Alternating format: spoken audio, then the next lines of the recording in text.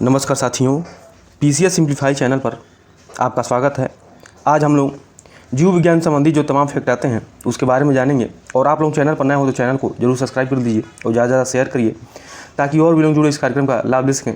और बता दें कि ये वीडियो यूपीपीसीएस और आरओ जो दिसंबर में होगा लगभग देखा जाए तो, और वही देखें तो बीपीएससी, ठीक है, बीपीएससी और भी तमाम जो अन्य एग्जाम है उसके लिए कारगर रहेगा। तो आप लोग अंत तक बने रहेगा और चैनल पर नया हो तो चैनल को जरूर सब्सक्राइब कर लीजिए और ज़्यादा से ज़्यादा शेयर करिए। चलिए देख लेते हैं क्या है जीव विज्ञान की शाखाएं और एवं उप शाखाएं देख लेते हैं। तो कभी कभी इससे एक प्रश्न आ जाता है मिलाने के लिए। तो डर्मेटोलॉजी त्वचा उसके रोगों का अध्ययन, सर्पेटोलॉजी सर्पों का अध्ययन, ऑर्निथोलॉजी पक्षियों का अध्ययन, एंटोमोलॉजी कीटों का अध्ययन, मिर्मिकोलॉजी चींटियों का अध्ययन, इख्तियोलॉजी में क्या होता है तो मत्स्य की संरचना और कार्किक से संबंधित अध्ययन होता है। वायरोलॉजी तो इसमें विषाणुओं का अध्ययन होता है। पैथोलॉजी तो रोगों को प्रकृति लक्षणों और कारकों का अध्ययन। मायोलॉजी मनुष्य की पेशियों का अध्ययन।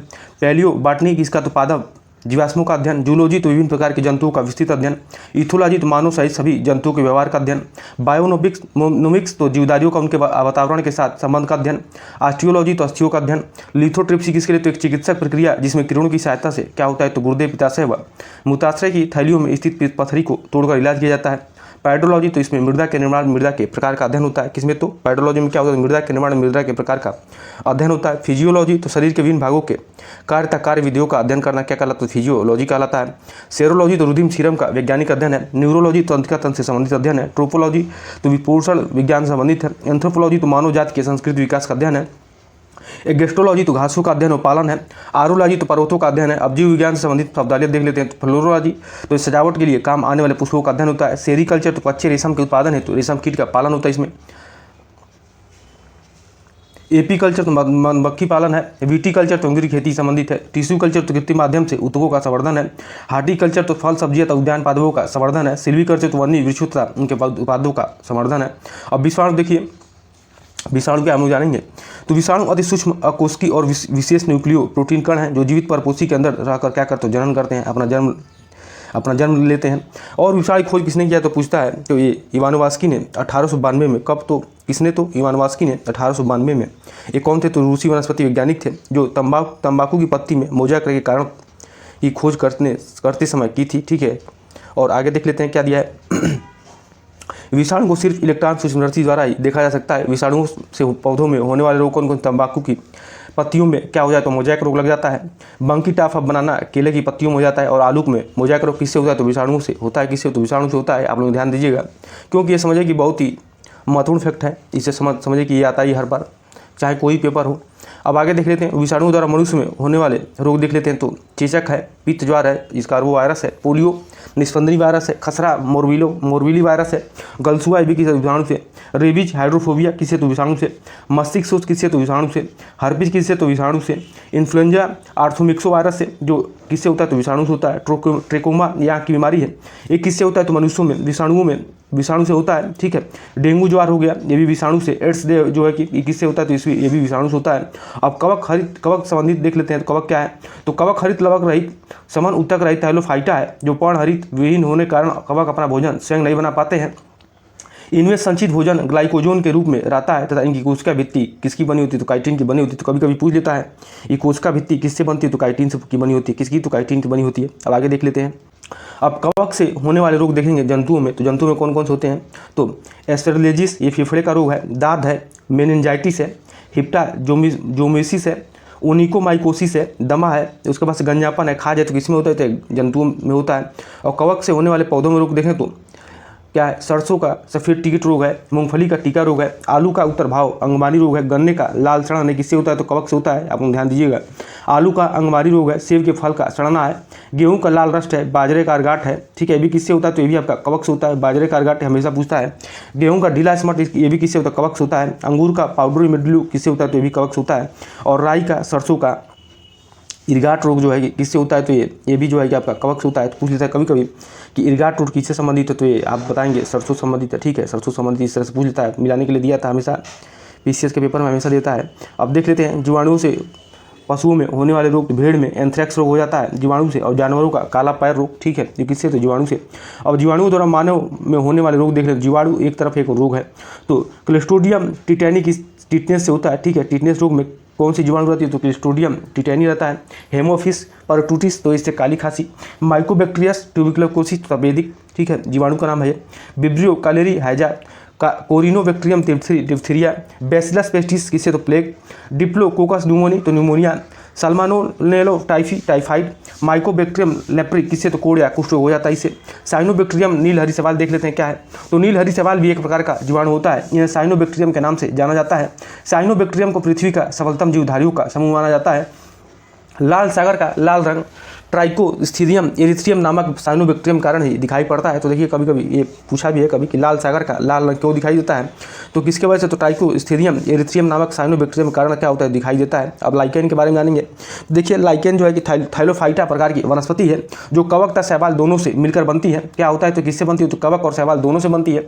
और किस वर्ग की है, तो थाइलोफाइटा वर्ग से संबंधित है। और इसमें कवक तथा शैवालों का संबंध परस्पर सजीवी जैसा होता है। लाइकेन देखिए, लाइकेन क्या होता है, तो वायु प्रदूषण के संकेतक होते हैं। जहाँ वायु प्रदूषण अधिक होता है वहाँ लाइकेन क्या होता है, तो नहीं उगते हैं, ठीक है। जहाँ पर वायु प्रदूषण अधिक होगा वहाँ पर क्या होंगे, तो लाइकेन वहाँ पर नहीं उगेंगे।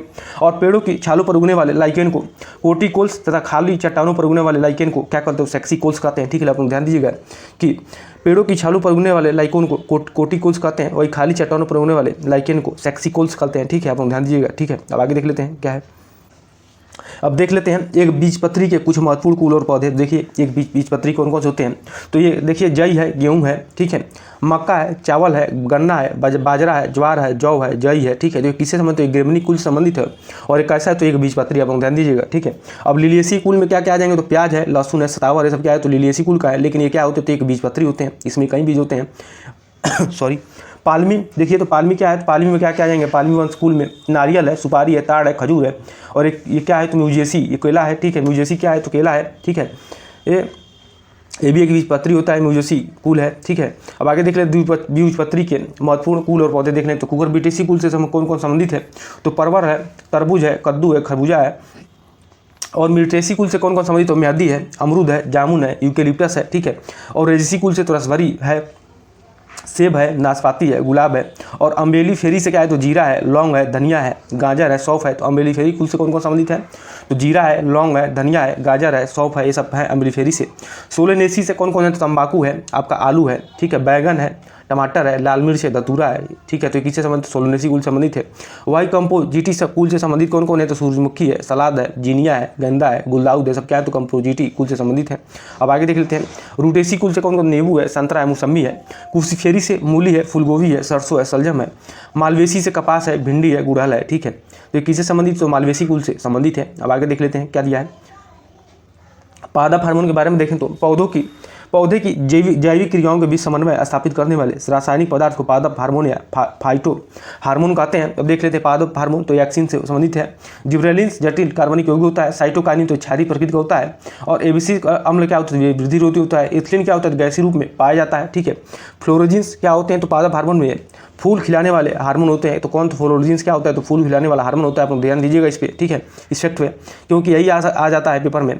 पौधों में वाष्पोत्सर्जन की दर को किससे मापा जाता है, तो गैनोपोटोमीटर द्वारा मापा जाता है।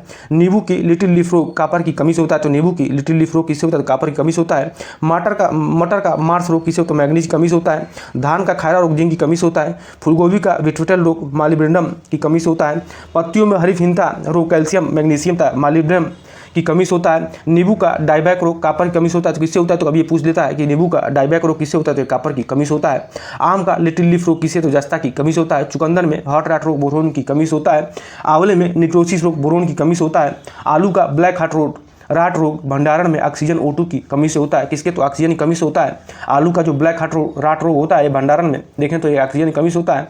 और सलजम में वाटर कोट रोग मैग्नीज की कमी से होता है। तो देखें सलजम में वाटर कोट रोग की किससे होता है, तो मैग्नीज की कमी से होता है, ठीक है। अब आगे देख लेते हैं क्या दिया। वर्की क्या है, तो देख लेते हैं जीव विज्ञान की वह शाखा जिसके अंतर्गत जीव जंतुओं को उनकी समानताओं या असमानताओं के आधार पर छोटे बड़े समूहों में बांटा जाता है, उसे वर्गी कहते हैं। अब संघ प्रोटोजोआ देख लेते हैं, तो इसमें क्या है, इस संघ के जंतुओं में कोई ऊतक या अंग नहीं होता है। तो क्या होता है, तो अनुपस्थित होता है।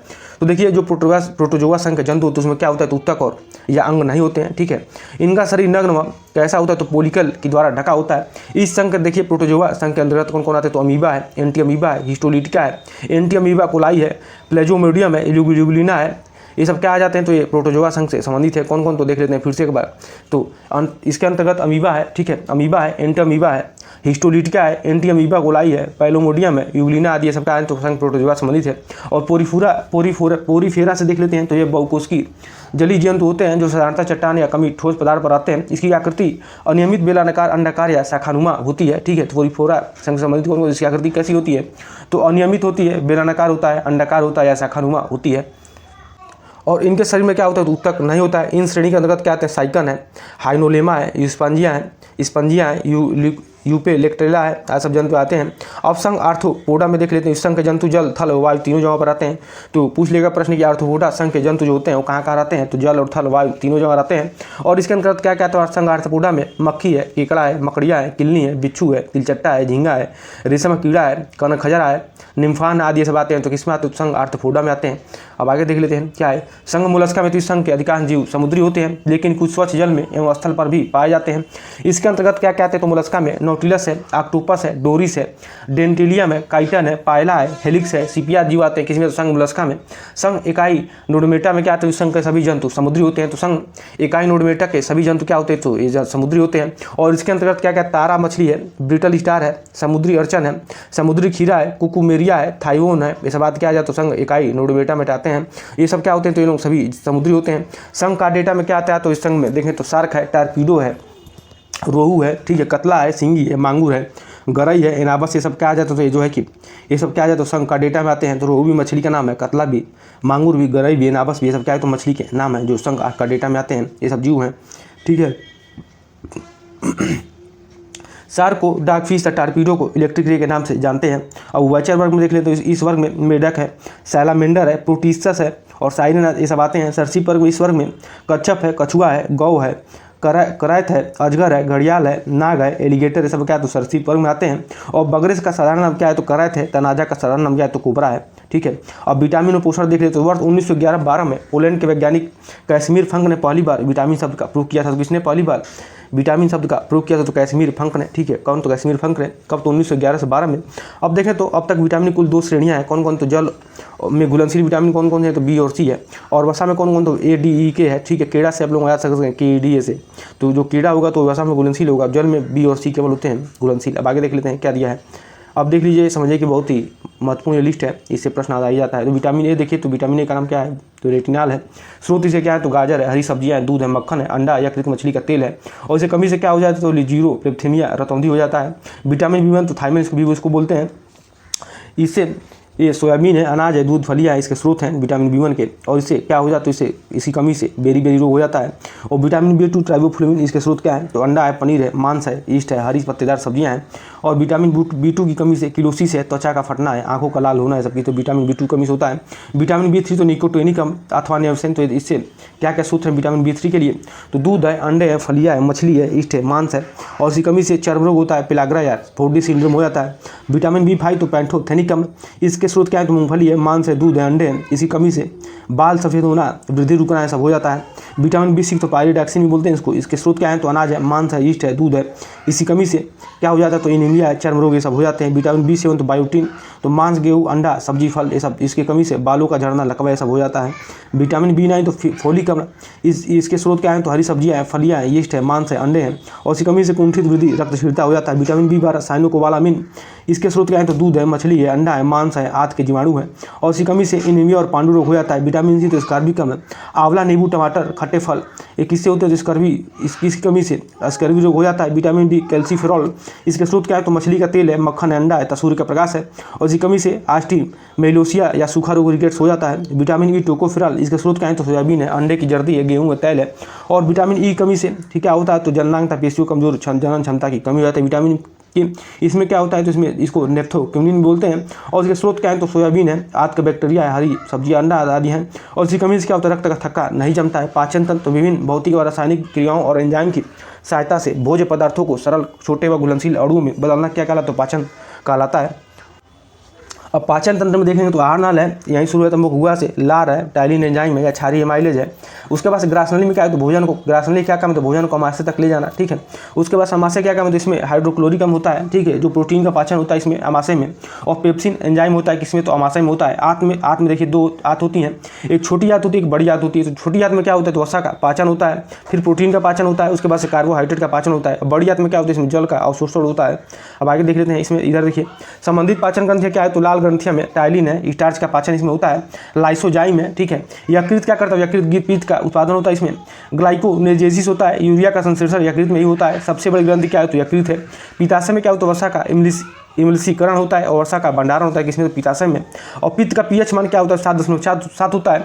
और इसकी प्रकृति क्या है तो इसकी क्षारीय प्रकृति होती है। और ये क्या करता है पित्त और लिपिड्स के पाचन और शोषण में सहायक होता है, ठीक है। अग्नाशय तो अग्नाशय में क्या होता है अग्नाशयी रस का संश्लेषण होता है इसमें अग्नाशय में।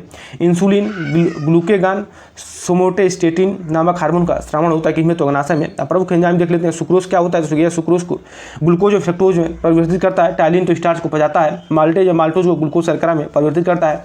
लाइपेज तो लाइपेज क्या करता है यह इमलिसीकृत वसाओं को ग्लिसरीन एवं फैटी एसिड्स में क्या करता है जिसको परिवर्तित करता है। लैक्टोज तो यह लैक्टोज को ग्लूकोज और गैलेक्टोज में परिवर्तित करता है। और इरेप्सिन क्या करता है तो एसियस प्रोटीन और पेप्टोज को एमिनो अम्ल परिवर्तित करता है। तो क्या करता है इरेप्सिन तो एसियस प्रोटीन और पेप्टोज को एमिनो अम्ल परिवर्तित करता है। कंकाल तंत्र में देखें तो देखिए कंकाल तंत्र क्या होता है तो अच्छी कंकाल एक उपांगी कंकाल है। अन्य तथ्य में देखें तो क्या है सबसे बड़ी हड्डी क्या है तो फीमर जांघ की हड्डी है। सबसे छोटी हड्डी तो स्टेपिज कान की हड्डी है। मांसपेशी एवं अस्थि के जोड़ को टेंडन कहते हैं। मांसपेशी और अस्थि के जोड़ को टेंडन कहते हैं। अस्थि से अस्थि के जोड़ को लिगामेंट्स कहते हैं, ठीक है। तो किसे तो अस्थि से अस्थि के जोड़ को लिगामेंट्स कहते हैं। और देखिए एक इफेक्ट यहाँ पे कि मांसपेशी और अस्थि के जोड़ को टेंडन कहते हैं। अब आगे देख लेते हैं क्या है। अब कंकाल तंत्र का कार्य देख लेते तो क्या करता है शरीर को निश्चित आधार प्रदान करता है। पेशियों को जुड़ने का आधार प्रदान करता है। लाल रक्त तड़िकाओं का निर्माण करता है। कौन तो ये पेशियां ऊतक जो होते हैं कंकाल तंत्र, ठीक है। और शरीर के कोमल अंगों को ये क्या करता है सुरक्षा करता है। अब देख लेते हैं मनुष्य में शरीर में कुल हड्डियों की संख्या कितना है 206 है। बाल्यावस्था में कुल हड्डियों की संख्या 208 है। रीढ़ की हड्डियों की संख्या 26 है। सिर की कुल हड्डियों की संख्या 29 है। कपाल में 8 हड्डियां हैं। फेशियल कुल 14 हड्डियों से मिलकर बना होता है। पसलियों की संख्या 24 है, यानी कि 12 जोड़ी, यानी 2 जोड़ी होता है तो 12 × 2 24 हो गया। कर्ण में कितना हड्डी होता है 6 होते हैं, ठीक है। अब आगे देख लेते हैं। अब स्वतंत्र तंत्र देखें तो स्वतंत्र तंत्र के अंतर्गत वे सभी अंग आते हैं जिनसे होकर वायु का आदान प्रदान होता है। इन अंगों में सबसे महत्वपूर्ण अंग क्या है तो फेफड़ा है, जिसको फुफ्फुस होता है, जहाँ पर गैसों का विनिमय होता है। तो क्या होता है तो फेफड़े से गैसों का विनिमय होता है। और मनुष्य के श्वसन अंग तंत्र के अंग देखें तो नासिका है, ये क्या होता है मुख द्वार के ठीक ऊपर स्थित होता है। स्वर यंत्र ग्रसनी को श्वासनली से जोड़ता है। मुख का ध्वनि का उत्पादन करना होता है स्वर यंत्र से। और खांसने निगलने श्वास तथा श्वसन मार्ग की सुरक्षा करने में सहायक होता है। और फेफड़ा देखें तो स्पंजी गुलाबी थैलनुमा रचना होती है, जो एक जोड़ी होती है। कितने तो एक जोड़ी होती है। इससे क्या होता है तो इसमें फेफड़े में गैसों का आदान प्रदान होता है। दाया फेफड़ा थोड़ा बड़ा होता है, तो जो दाया फेफड़ा होता है बड़ा होता है। प्रत्येक फेफड़े में लगभग 15 करोड़ वायु कोष्ठक होते हैं। फ्लूरल मेम्ब्रेन क्या होता है तो मेम्ब्रेन फेफड़ों की सुरक्षा करता है। तो फेफड़ों की सुरक्षा कौन करता है तो फ्लूरल मेम्ब्रेन क्या करता है फेफड़ों की सुरक्षा करता है। अब आगे देख लेते हैं क्या उत्सर्जन तंत्र। तो ये जो क्या होता है यह शरीर कोशिकाओं में से वर्ज्य या विषाक्त पदार्थों को बाहर निकालने की क्रिया विधि को उत्सर्जन कहते हैं, ठीक है। आंत में देखें तो आंत का तो अनपचे भोजन को शरीर से बाहर निकालता है। और मनुष्य में उत्सर्जन तंत्र में क्या है तो आंत है, उसके बाद से वृक्क है, ठीक है। त्वचा उपस्थित तैली ग्रंथियों श्वेत ग्रंथियों का मसा सीवा में पसीने का श्रावण करती है। और फेफड़ा में 2 प्रकार के गैसीय पदार्थ कार्बन डाइऑक्साइड एवं जलवाष्प का उत्सर्जन होता है। लहसुन प्याज और कुछ मसालों का इसमें क्या होता है उत्सर्जन होता है। और देखें तो जो यकृत होता है यकृत में आवश्यकता शरीर के एमिनो अम्ल रुधिर की अमोनिया को यूरिया में परिवर्तित कर उत्सर्जन में भूमिका देता है। तो देखिए यूरिया में परिवर्तित कौन करता है तो यकृत करता है उत्सर्जन में। और हीमोग्लोबिन का विखंडन कर उसे रक्त प्रवाह से अलग करता है। एल्कोहल का ये भी निर्वासन करता है। अब आगे देख लेते हैं क्या है। और वृक्क देखिए क्या करता है तो रक्त में हाइड्रोजन आयन सांद्रता का नियंत्रण करता है। शर्करा एमिनो अम्ल आदि का निष्कासन करता है। वृक्क अवशिष्ट पदार्थों को मूत्र के रूप में बाहर करता है। दवाइयाँ विष आदि जिसका प्रयोजन शरीर में होता है उन्हें बाहर निकालता है। कौन तो वृक्क करता है, ठीक है। अब आगे देख लेते हैं क्या है। अब हम तंत्रिका तंत्र के बारे में जानेंगे। देख लेते हैं क्या है तंत्रिका तंत्र का कार्य क्या है तो ये सोचने समझने तक किसी चीज़ को याद रखने के साथ ही विभिन्न अंगों के कार्यों में सामंजस्यता संतुलन स्थापित करने का कार्य करता है। तो कौन है तंत्रिका तंत्र करता है, ठीक है। मेरुरज्जु देखिए 2 है, मेरुरज्जु मस्तिष्क है। तो मेरुरज्जु में क्या होता है तो कार्य इसका क्या होता है प्रवृत्ति क्रियाओं का नियंत्रण करना मेरुरज्जु करता है। और मस्तिष्क के आने वाले उत्पीड़नों का संवहन करता है। कौन तो मेरुरज्जु। और मस्तिष्क में देखें तो मस्तिष्क क्या है तो देखिए इसमें 3 होते हैं अग्र मस्तिष्क मध्य मस्तिष्क पश्चिम मस्तिष्क, ठीक है। तो इसमें अग्र मस्तिष्क में क्या होता है प्रमस्तिष्क जिसको सेरिब्रम भी बोलते हैं। ये क्या करता है अंदर संवेदी सहभागिता स्मरण संपर्क आदि के उत्तरदायी होता है। हाइपोथैलेमस क्या होता है हाइपोथैलेमस आपका भूख प्यास प्यार घृणा परितृप्ति तथा ताप को नियंत्रित करता है। थैलेमस क्या होता है थैलेमस जो है सूचना प्रसारण केंद्र होता है, ठीक है। अब आगे देख लेते हैं मध्य मस्तिष्क में क्या है, तो मध्य मस्तिष्क संतुलन आँख की पेशियों को नियंत्रण करने के लिए केंद्र में होता है, ठीक है। और पश्च मस्तिष्क में पोन्स है, तो मस्तिष्क के विभिन्न भागों को जोड़ता है। सेरिबेलम अनुमस्तिष्क होता है, तो समन्वय संतुलन ऐच्छिक पेशियों की गतियों का नियंत्रण करता है। मेडुला ऑब्लिंगेटा क्या करता है, हृदय की धड़कन का नियंत्रण, रक्तचाप का नियंत्रण, श्वास की गति का नियंत्रण और खांसना छींकना उल्टी का नियंत्रण, पाचक रसों का श्रवण कौन करता है, तो ये मेडुला ऑब्लिंगेटा करता है। अब आगे देख लेते हैं। अब रुधिर परिसंचरण तंत्र देखें तो मनुष्य जंतु कशेरुकियों कुछ अकशेरुकियों में शरीर के भीतर पदार्थों के परिवहन के लिए एक तंत्र सुविकसित होता है जिसे परिसरण तंत्र कहते हैं। परिसरण तंत्र का कार्य क्या है, तो फेफड़ों से शरीर की कोशिकाओं ऊतकों का तक ऑक्सीजन का परिवहन करना, अमोनिया यूरिक आदि का शरीर के विभिन्न भागों में उत्सर्जी अंगों तक परिवहन करना, हार्मोन का अंतरस्रावी ग्रंथि से लक्षित अंगों तक ग्लूकोज का परिवहन करना, वसी अम्ल विटामिन आदि का शोषण कर शरीर के विभिन्न भागों तक परिवहन करना। परिसरण तंत्र के अवयव कौन कौन, तो हृदय है, उसके बाद से रुधिर नलिकाएं हैं। तो हृदय क्या करता है देख लेते हैं, संपूर्ण शरीर में रुधिर का परिसंचरण करना। मनुष्य के हृदय में 4 कोष्ठक होते हैं, कितने, तो 4 कोष्ठक होते हैं, ठीक है। आप लोग ध्यान दीजिएगा इस पे, जो दायां और बायां अनियंत्रित दाएं और बाएं नीले कहलाते हैं। मनुष्य में हृदय समानता 72 बार प्रति मिनट स्पंदन करता है। हृदय की धड़कन को इलेक्ट्रोकार्डियोग्राफी द्वारा मापा जाता है, तो हृदय की धड़कन को इलेक्ट्रोकार्डियोग्राफी से मापा जाता है। हृदय 2 धड़कनों के बीच में आराम करता है, तो ये प्रश्न आया भी है कि हृदय कब आराम करता है, तो ये 2 धड़कनों के बीच में क्या करता है, तो आराम करता है, ठीक है। अब आगे देख लेते हैं क्या है। अब रुधिर नलिका में देखें तो धमनियां हैं, रुधिर को हृदय में से विभिन्न अंगों में पहुंचाती है। फुफ्फुस धमनी का अतिरिक्त सभी धमनियों में शुद्ध रुधिर प्रवाहित होता है। तो देखें तो फुफ्फुस धमनी के अतिरिक्त इसमें नहीं बल्कि जो और भी अधिक जो धमनियां हैं अतिरिक्त जो है कि उसमें क्या होता है, शुद्ध रुधिर प्रवाहित होता है। और सिराय क्या करता है, सिराय क्या काम होता है, तो विभिन्न अंगों से रुधिर को हृदय तक ले जाती है। ये रुधिर को एकत्रित करने का भी कार्य करती हैं। और फुफ्फुस सिरा के अतिरिक्त सभी सिराओं में अशुद्ध रुधिर क्या होता है, तो प्रवाहित होता है, ठीक है। तो फुफ्फुस सिरा को छोड़ करके और भी जो सिरा उसमें क्या होता है, अशुद्ध या खराब जो रुधिर होता है वो प्रवाहित होता है। अब रुधिर का पीएच मान की तरफ 7.4 होता है, क्षारीय होता है। अब देख लेते हैं रुधिर में तरल संवहनी संयोजी ऊतक है जिसमें रुधिर कणिकाएं, प्लाज्मा, हीमोग्लोबिन, प्लाज्मा प्रोटीन आदि उपस्थित होता है। परिसरण तंत्र में देखें तो एक खुला परिसरण तंत्र, एक बंद परिसरण तंत्र होता है। तो खुला परिसरण तंत्र में रुधिर का दाब तक कम गति से बहता है। तिलचट्टा, कीट मकड़ी आदि खुला परिसरण तंत्र के उदाहरण है, ठीक है, इनमें होता है ऐसा। और बंद परिसरण तंत्र में देखें तो रुधिर बंद नलिकाओं में बहता है और सभी कशेरुकियों में पाए जाते हैं, ठीक है। अब आगे देख लेते हैं क्या दिया है। मानव रुधिर देखिए कितने 2 प्रकार का होता है, एक प्लाज्मा होता है, एक रुधिराणु होता है। प्लाज्मा 55% इसमें होता है, रुधिराणु 45% होता है। प्लाज्मा में देखें तो जल, कार्बनिक पदार्थ, अकार्बनिक पदार्थ होता है। जो जल में 91% होता है, जल कितना परसेंट, 91% होता है प्लाज्मा में। और रुधिराणु 45% होता है। प्लेटलेटस रक्त का थक्का बनाने में और क्या करता है, तो रक्त का थक्का बनाता है। प्लेटलेटस और श्वेत रुधिराणु WBC ये क्या करता है, रोगों से प्रतिरक्षा करता है। लाल रुधिराणु ये क्या होते हैं, तो इसमें RBC एंटीजन A और एंटीजन B होता है। जो एंटीजन की उपस्थिति में एक विशेष प्रकार का प्रोटीन पाया जाता है जिसे एंटीबॉडी कहते हैं। और देखें तो रक्त समूह की खोजकर्ता कौन थे, तो ये कार्ल लैंडस्टर थे, ये भी ध्यान दीजिएगा आप लोग। इसमें एंटीजन A व एंटीबॉडी B उपस्थित होता है। बी में क्या होता है, बी में आपका एंटीजन B व एंटीबॉडी A उपस्थित होता है। और एंटीजन A व B दोनों उपस्थित होते हैं इसमें, और एंटीबॉडी अनुपस्थित होती है, इसे सर्वग्राही कहते हैं। तो AB को सर्वग्राही कहते हैं और O को क्या बोलते हैं, तो O को आपका सर्वदाता बोलते हैं, ठीक है। AB को सर्वग्राही बोलते हैं और O को सर्वदाता बोलते हैं, ठीक है। और एंटीबॉडी इसमें क्या होता है, तो O में देखें तो एंटीजन अनुपस्थित होते हैं, एंटीबॉडी A व B उपस्थित होते हैं, इसको सर्वदाता कहा जाता है। अंतरस्रावी ग्रंथियाँ देख लेते हैं, तो पीयूष ग्रंथि, अंतरस्रावी ग्रंथियाँ क्या है, तो पीयूष ग्रंथि है, इसे मास्टर ग्रंथि भी कहते हैं, ठीक है। इसका भार 0.6 ग्राम होता है। और इसमें आगे देख लेते हैं क्या दिया है। और ऑटू ग्रंथि है, अद्विक्र सुप्रानिकल ग्लैंड है, ठीक है। थाइमस ग्रंथि है, इसमें थाइमोसिन है, थाइमिन द्वितीय है। और इसमें देखें तो पीयूष ग्रंथि इसे मास्टर ग्रंथि कहते हैं। तो ये कौन कौन से हार्मोन है इसमें, तो सोमेटोट्रॉपिक हार्मोन है, वृद्धि, इसको वृद्धि हार्मोन कहते हैं। थायरोट्रॉपिक हार्मोन है, वैसोप्रोसिन है, ऑक्सीटोसिन है, ठीक है, ये प्रमुख हार्मोन है। मिलेनोसाइट है, प्रेरक हार्मोन है। ऑटू ग्रंथि है, थायरेक्सिन है। और ऑटू ग्रंथि थायराथार्मिन हार्मोन है, कैल्सिटोसिन हार्मोन है। अद्विक्र सुप्रानिकल ग्लैंड है, तो इसको ग्लूकोकार्टिकॉइड्स बोलते हैं। और मिनरालो कार्टिवाइस भी इसको बोलते हैं, ली हार्मोन है। और थाइमस ग्रंथि है, थाइमोसिन, थाइमिन प्रथम और थाइमिन द्वितीय। अग्नाशय तो अल्फा कोशिका ग्लूकेगान होता है इसमें, बीटा कोशिका में इंसुलिन होता है और डेल्टा कोशिका में सोमैटोस्टेटिन होता है। तो अल्फा कोशिका में ग्लूकेगान, बीटा कोशिका में इंसुलिन और डेल्टा कोशिका में सोमैटोस्टेटिन और F कोशिका पॉलीपेप्टाइड में अग्नाशी होता है। और अंडाशय में देखें तो एस्ट्रोजन महिला में, एस्ट्रोजन किसमें, तो महिला में होता है। प्रोजेस्टेरॉन भी महिला में, ये क्या करता है, गर्भ का निर्धारण करता है। अब आगे देख लेते हैं क्या दिया है। एविरिलेक्सिन भी महिला में होता है। विषण, तो विषण किसमें होता है? तो टेस्टोस्टेरोन पुरुष में होता है। एड्रीनेलिन मेडुला एड्रेनालिन इसको लड़ो एवं उड़ो हार्मोन भी कहते हैं किसको? तो एड्रीनेलिन को, ठीक है। अब चिकित्सा संबंधित आविष्कार देख लेते हैं। विटामिन की खोज फंक ने किया था, विटामिन ए की खोज मैकुलर ने, विटामिन डी की खोज हॉपकिंस ने, और इंसुलिन की खोज बेटिंग और बेस्ट ने, पेनिसिलिन की खोज ए फ्लेमिंग ने, डीडीटी की खोज पाल रूमर ने, और पोलियो टीका खोज जान साल्क ने, और विषाणु खोज इवानो पस्की ने, आरएच कारक तो लैंडस्टीनर ने, बीसीजी टीका तो किसने खोज किया? तो यूरिन कालमेट ने, डीएनए खोज वाटसन एवं क्रिक ने, हाइजा का रोगाणु रॉबर्ट कोच ने, रेबीज टीका लुई पास्चर ने, और जेनेटिक कोड हरगोविंद खुराना ने, और चेचा का टीका एडवर्ड जर्नर ने। अब मानव शरीर के महत्वपूर्ण तत्व देख लेते हैं। मस्तिष्क का भार 1400 ग्राम होता है, मूत्र का पीएच मान 6 होता है, रक्त का पीएच मान 7.4 होता है, शरीर में कुल पेशियों की संख्या 639 होती है, शरीर का तापक्रम सामान्य 98.4 फ़ारेनहाइट होता है। सबसे बड़ी ग्रंथि क्या है? तो यकृत है। सबसे बड़ी अंतरस्रावी ग्रंथि थायराइड है। रक्त कणों की संख्या पुरुष में 5 से 5.5 मिलियन होता है, और महिला में वही 4.5 से 5 मिलियन होता है। लाल रक्त कणों का जीवन काल 120 दिन होता है। श्वेत रक्त कणों का जीवन काल 2.5 दिन होता है।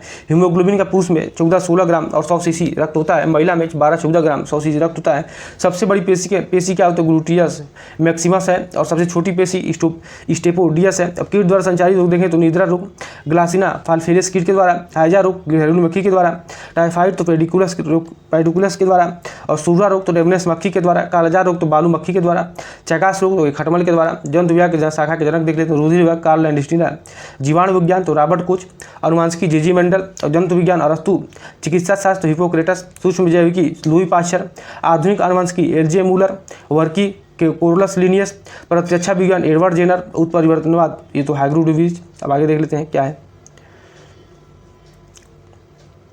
अब विभिन्न संस्थान और केंद्र देख लेते हैं। डीएनए फिंगर प्रिंटिंग का नैदानिक केंद्र कहाँ पर? तो हैदराबाद तेलंगाना में। राष्ट्रीय कोशिका विज्ञान केंद्र पुणे महाराष्ट्र में। राष्ट्रीय प्रतिरक्षा विज्ञान संस्थान नई दिल्ली में। राष्ट्रीय मस्तिष्क अनुसंधान संस्थान मानेसर गुरुग्राम हरियाणा में। जैव संसाधन और स्थायी विकास संस्थान कहाँ पर? इम्फाल मणिपुर में।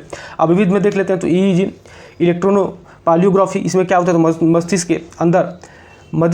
के अंदर से सिर की त्वचा में उत्पन्न वैद्युतिक गतिविधियों के विलेखन पर क्या होता है? ईसीजी में तो इलेक्ट्रोकार्डियोग्राफी में क्या होता है? हृदय की वैद्युत गतिविधियों के विलेखन की प्रक्रिया की जांच होती है। ईएमजी में तो इलेक्ट्रोमायोग्राफी में तो मांसपेशियों का नियंत्रण करने में लसों की जांच होता है। ईओजी तो इसमें रेटिना की विश्रास क्षमता के मापन की तकनीक होती है। कोल्ड ब्लड एनिमल जंतुओं में सर्प है, ठीक है। कौन कौन से कोल्ड ब्लड एनिमल में? सर्प है, मगरमच्छ है, मछली है, कीट है, गिरगिट है, छिपकली जिसे बातें हैं। हाइड्रा में श्वसन अंग रक्त प्रणाली उपस्थित होता है, तो हाइड्रा में श्वसन विसरण के द्वारा होता है। सांड के वीर्य को कृत्रिम गर्भाधान हेतु -196 सेंटीग्रेड तापमान पर तरल नाइट्रोजन में संग्रहित किया जाता है। लैक्टोबैसिलस का उपयोग दही बनाने में, राइजोबियम नाइट्रोजन स्थिरीकरण में, वही ईस्ट एल्कोहल उत्पादन में, एस्पेरजिलस साइट्रिक अम्ल बनाने में किया जाता है। तो लैक्टोबैसिलस का उपयोग किसमें? तो दही बनाने में। राइजोबियम का नाइट्रोजन स्थिरीकरण में, ईस्ट एल्कोहल उत्पादन में, एस्पेरजिलस साइट्रिक अम्ल बनाने में किया जाता है, ठीक है। और साइट्रिक अम्ल खट्टे फलों में जैसे नींबू है, संतरा है, ब्यूटेरिक अम्ल मक्खन में पाया जाता है। वृक्ष की आयु इसमें मौजूद वार्षिक फलों को की जाती है। आर्डियोग्राम कान से संबंधित है, और मेमोग्राम वक्त से संबंधित है। कार्डियोग्राफ हृदय की गति को अभियंत्रित करने वाला उपकरण है। मैग्नेटिक रेजोनेंस इमेजिंग संपूर्ण शरीर अंगों में असमानता या विकृति का पता लगाता है। तो देखिए संपूर्ण जीव विज्ञान था। तो आज के लिए इतना ही, फिर मिलते हैं जल्दी। तो आज के लिए इतना ही, बहुत बहुत धन्यवाद।